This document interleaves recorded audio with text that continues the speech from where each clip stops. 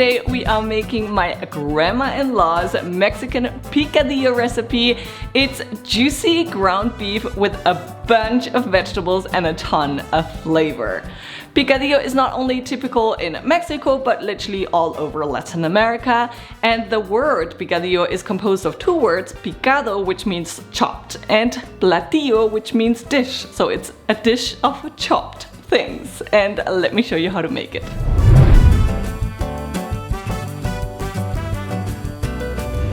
I recommend that you start by preparing your side dish. I will be serving this picadillo over rice, and I love cooking it in the Instant Pot so I don't even have to think about it while I focus on making the picadillo.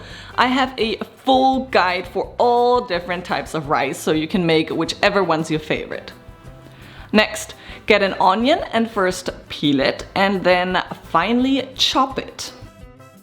And also chop 2 cloves of garlic finely. Then add both the chopped onion and the garlic to a bowl and set it aside. Now get back to the chopping board and peel and chop a carrot.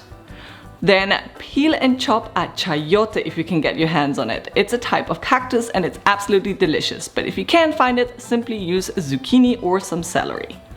Then peel and chop a small russet potato. The starch of the potato will help make the stew saucy instead of brothy, so don't omit this. Then chop off the hard ends of a handful of green beans and then cut the green beans into small pieces as well. And now put all those veggies in a bowl and set it aside too. Lastly, we will chop 3 tomatoes. Cut off the green parts and then just coarsely chop. No need for fine chopping because they disintegrate in the stew anyway. Now place a large pan on the stove and preheat it over medium heat. Once it's hot, add a drizzle of olive oil and then the chopped onions and garlic and saute until they are translucent. At this point, you add a pound of lean ground beef and break it apart with a spatula and saute until nice and brown. Then add all the veggies and tomato to the browned beef, as well as sea salt, pepper, and a bay leaf.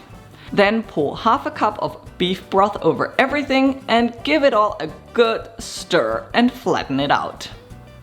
Now reduce the heat to low and cover the pan and let it all simmer for 15 minutes. After 15 minutes, remove the lid and keep at a low simmer while stirring often to ensure the broth becomes saucy. This takes anywhere from 5 to 10 additional minutes. Lastly, add half a cup of frozen peas and a handful of chopped cilantro to the pan. Give it all one last stir and it's already time to serve.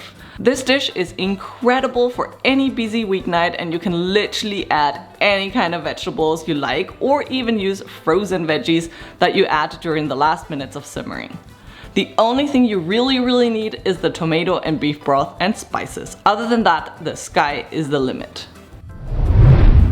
I hope you enjoyed this recipe. It is basically a let's clean out the fridge kind of recipe. At least this is what my grandma-in-law calls it.